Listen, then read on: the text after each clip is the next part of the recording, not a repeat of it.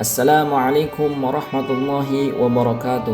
Selamat datang di channel ini. Disinilah tempat kita menyelami kisah-kisah agung dari sahabat Rasulullah SAW yang hidupnya menjadi cahaya sepanjang zaman. Pada episode kali ini, kita akan menyimak kisah luar biasa dari seorang sahabat yang penuh cinta, penuh pengorbanan dan penuh keberanian. Abu Ayyub Al-Ansari, sang tuan rumah Nabi SAW di Madinah dan mujahid hingga usia lanjut. Jangan lupa tekan like, tulis komentar positif, dan subscribe channel ini agar tidak ketinggalan kisah sahabat lainnya. Nama aslinya adalah Khalid bin Zaid dari suku Bani Najjar di kalangan kaum Ansor. Ia diberi gelar Abu Ayyub setelah anaknya yang bernama Ayyub. Ia masuk Islam sejak dakwah Nabi di Madinah masih tahap awal. Saat peristiwa hijrah, seluruh penduduk Madinah berlomba-lomba ingin menjamu Rasulullah SAW di rumah mereka. Namun Rasulullah SAW bersabda, "Biarkan untaku berjalan, karena ia berada dalam perintah Allah." Unta itu berhenti dan duduk di depan rumah sederhana milik Abu Ayyub. Bayangkan betapa bahagianya Abu Ayyub menjadi tuan rumah Rasulullah SAW selama hampir 7 bulan. Rumah Abu Ayyub terdiri dari 2 lantai. Ketika Rasulullah SAW memilih tinggal di bawah, Abu Ayyub merasa tidak pantas berada di atas kepala Nabi SAW. Ia berkata, "Wahai Rasulullah, aku tidak tenang, kami di atas dan engkau di bawah." Akhirnya Nabi pun pindah ke lantai atas. Sampai suatu malam Abu Ayyub menumpahkan air dan ia cepat-cepat mengelap lantai agar tetesan air itu tidak mengenai Rasulullah SAW di bawah. Subhanallah, inilah adab dan cinta Abu Ayyub kepada Nabi yang tulus, bukan karena harta, bukan karena jabatan, murni karena iman. Abu Ayyub bukan hanya sahabat yang dekat dengan Nabi, tapi juga pejuang garis depan dalam semua peperangan besar. Perang Badar, Perang Uhud, Perang Khandaq, Perang Tabuk, dan seluruh ekspedisi militer Rasulullah SAW.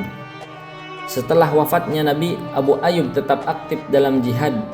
Ia ikut dalam ekspedisi pembebasan Mesir bersama Ammar bin Yasir, lalu ke Syam, lalu ke Irak. Satu kalimat terkenal yang ia katakan ketika akan maju perang di usia tua, "Allah memerintahkan kita berjihad hingga akhir ayat. Aku tidak akan berhenti." Kisah yang paling legendaris terjadi pada masa Muawiyah bin Abi Sufyan saat pasukan muslim dipimpin oleh Yazid bin Muawiyah melakukan pengepungan kota Konstantinopel. Abu Ayyub ikut berangkat meski usianya lebih dari 80 tahun. Ketika jatuh sakit dalam ekspedisi itu, ia berkata kepada pasukan, "Jika aku mati, bawalah jasadku sejauh mungkin ke dalam wilayah musuh dan kuburkan aku di kaki tembok kota." Subhanallah, bahkan setelah mati ia ingin jadi simbol bahwa Islam akan menaklukkan kota itu. Ratusan tahun kemudian, ketika Sultan Mehmed II yaitu Muhammad Al-Fatih menaklukkan Konstantinopel pada tahun 1453, makam Abu Ayyub ditemukan dan dihormati. Hingga kini makamnya masih ada di Istanbul, menjadi tempat ziarah dan doa. Abu Ayyub terkenal sebagai sahabat yang sangat lembut hatinya dan sangat mencintai ilmu. Ia meriwayatkan banyak hadis dan salah satunya adalah tidak halal bagi seorang muslim meninggalkan saudaranya lebih dari 3 hari. Ia juga dikenal sebagai penyeru persatuan, tidak ikut dalam konflik antara Ali dan Muawiyah. Kebijaksanaannya membuat dihormati di kalangan muhajirin dan ansor. Abu Ayyub adalah contoh bahwa umur bukan penghalang untuk berjuang dan bahwa kesetiaan bukan sekedar kata, tapi tindakan nyata sepanjang hayat. Ia wafat saat ekspedisi pengepungan Konstantinopel sekitar tahun 52 Hijriah. Dalam keadaan sakit, tapi ia tidak pernah menyesal ikut jihad di usia tua. Wasiat terakhirnya hanya satu, "Kuburkan aku di kaki benteng musuh. Aku ingin ruhku menjadi saksi bahwa Islam akan masuk ke kota ini." Warisan Abu Ayyub adalah kesetiaan total kepada Rasulullah SAW, perjuangan hingga akhir usia, adab dan cinta luar biasa kepada Nabi, dan semangat jihad dan keikhlasan. Sahabatku sekalian, kisah Abu Ayyub mengajarkan bahwa pengorbanan bukan soal besar atau kecilnya harta, tapi ketulusan hati. Hari ini kita mungkin tak bisa menjamu Rasulullah di rumah kita, tapi kita bisa menjamu ajarannya dalam hati dan hidup kita.